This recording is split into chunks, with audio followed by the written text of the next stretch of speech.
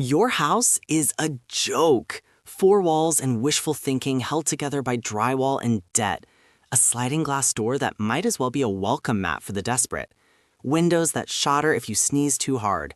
And that Ring doorbell? It's a museum piece now, a plastic tombstone marking where your security used to live. The grid is down, the thin blue line snapped like dental floss, and every house on your street is about to become a grocery store for people who stopped caring about laws 3 meals ago. Your home isn't a shelter, it's a target. It's a loot box waiting to pop, unless you do what I'm about to tell you. Not tomorrow, not after you finish your coffee, now. Because in 72 hours, everyone who didn't listen will be sleeping in their car, assuming they still have one. Here are 14 ways to turn your suburban tissue box into a fortress using nothing but hardware-stored junk and the beautiful paranoia that keeps you breathing. Step 1. Your doors are suggestions. That's it. They're polite requests for people to stay outside. Your front door, that $300 piece of hollow core garbage, can be kicked in by a motivated 12-year-old. The deadbolt? It's screwed into pine with half-inch screws. One good shoulder and it's kindling. Here's what you do. Right now, go to your garage, get that 2x4 you've been saving for nothing, cut it to fit across your doorframe. Mount brackets on both sides using 3-inch screws into the studs, not the trim. That board is now your real lock. Next, the hinges.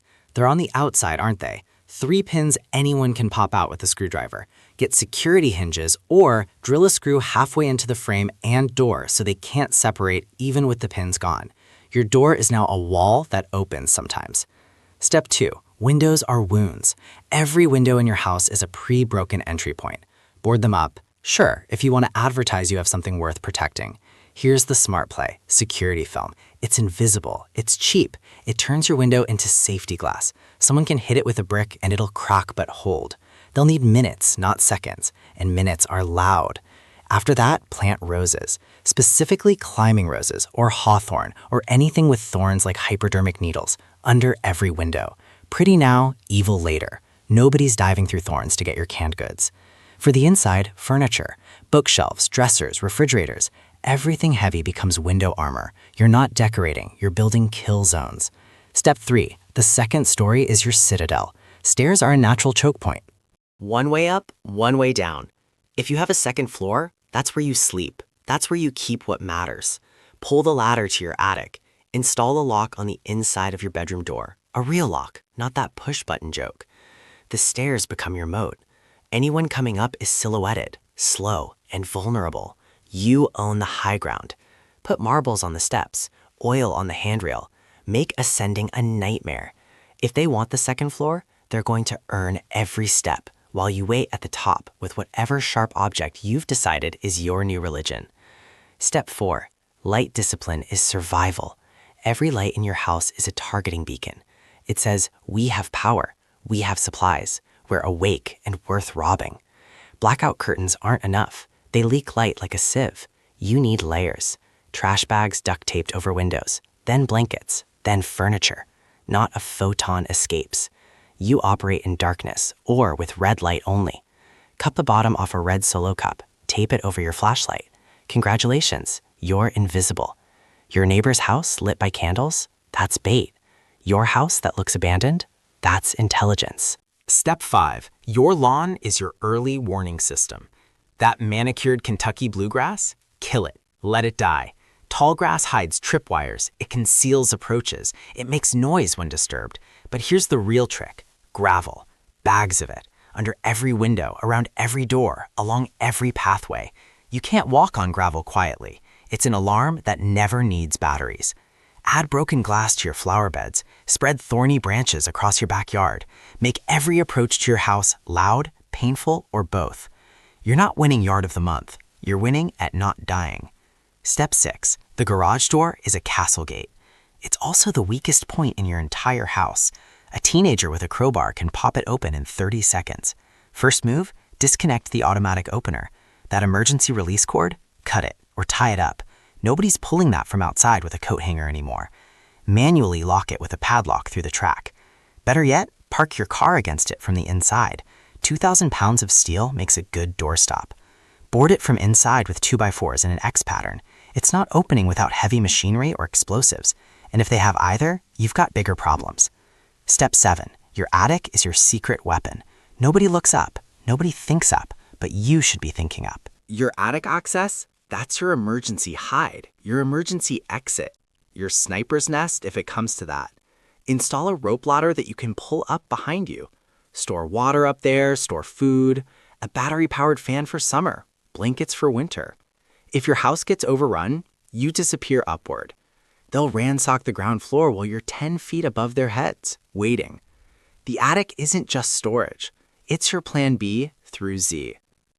Step 8. Create fatal funnels. Every room in your house should have one way in and no easy way out. Rearrange furniture to create channels. That open floor plan you loved? It's a tactical nightmare.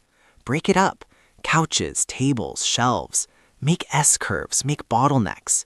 Anyone entering has to follow your path, your rhythm, your rules. Stack books behind doors so they only open part way. Put furniture in hallways so people have to squeeze through single file. You're not being paranoid. You're being an architect of other people's bad decisions. Step 9. Caching is survival. 1 stash is a mistake. 10 stashes is a strategy. Hide food in the walls, behind baseboards, inside old paint cans in the garage, under insulation in the attic, in sealed bags inside toilet tanks. Split your supplies. If they find 1 cache, you have 9 more. Never put all your rice in one bucket. The decoy stash, that's important too. Leave some obvious supplies where they'll find them. A small victory might satisfy amateur looters. Let them think they won while your real supplies sit behind a fake electrical panel. Step 10. Your bathroom is your fortress within a fortress. Think about it. Small room, 1 door, water source, solid walls, easy to defend, reinforced from inside. Stock it like a panic room. Water in the tub, food in the cabinets, weapons under the sink. A bathroom can become a 5-day holdout if you do it right. Install a real lock, not that twist knob garbage. Keep a phone charger even if the network's down. The bathroom isn't just where you hide. It's where you make your last stand if everything else fails. Step 11. Make your house worthless, or at least make it look worthless.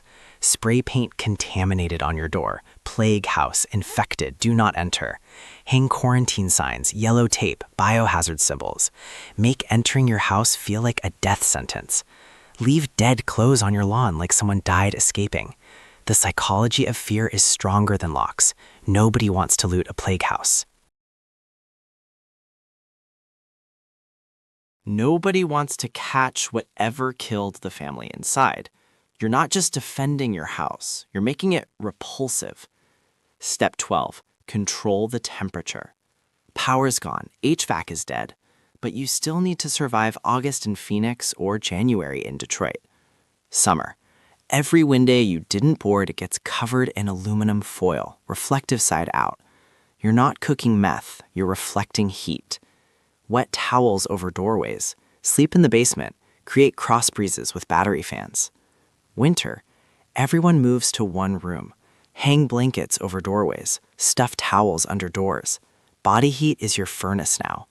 4 people in a small room with blankets over the doorway can keep it 60 degrees when it's 0 outside. Comfort is dead. Survival has a temperature range. Step 13. Water collection or death. City water stopped 3 days ago. Your water heater is already drained because you're not an idiot. Now what? Gutters. Clean them now. Set up collection barrels at downspouts. No barrels?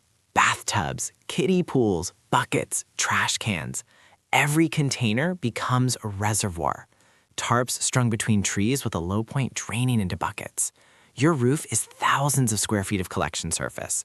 1 inch of rain on a 1,000 square foot roof is 600 gallons. That's 3 months of drinking water. Stop waiting for FEMA. Start collecting from the sky. Step 14. Become a house nobody wants to rob. This is psychological warfare. Make your house the worst risk to reward ratio on the block. Dead plants in the windows, newspapers piled up. Make it look abandoned but dangerous, like something bad already happened there, like the previous looters never came out. A little fake blood on the doorframe, torn clothing caught on your fence. Make up a story without words. This house already fell. This house already fought. This house won, but at what cost? The looter who passes your house for an easier target is the looter who doesn't die in your living room. Here's the thing nobody tells you. Your house doesn't need to be impenetrable. It just needs to be harder to get into than your neighbor's. It just needs to cost more effort than it's worth. Every modification is a filter. Each barrier eliminates another tier of threat. The opportunist gets stopped by locked doors. The determined gets stopped by reinforced entries. The professional? Well, if professionals are hitting suburban houses, you've already lost. You're not building a bunker. You're building a pain in the ass. You're building something that makes people think, let's try the next house. The person you were with their smart home and curb appeal and HOA compliance, that person is decoration now. You're an animal defending its den. You're a wasp that built its nest in the worst possible place for predators. You're not surviving because you're strong. You're surviving because you're more trouble than you're worth. Your house isn't a home anymore. It's a statement. And that statement is, go ahead, try it, see what happens. Now get to work, because tomorrow, the work might try to get you.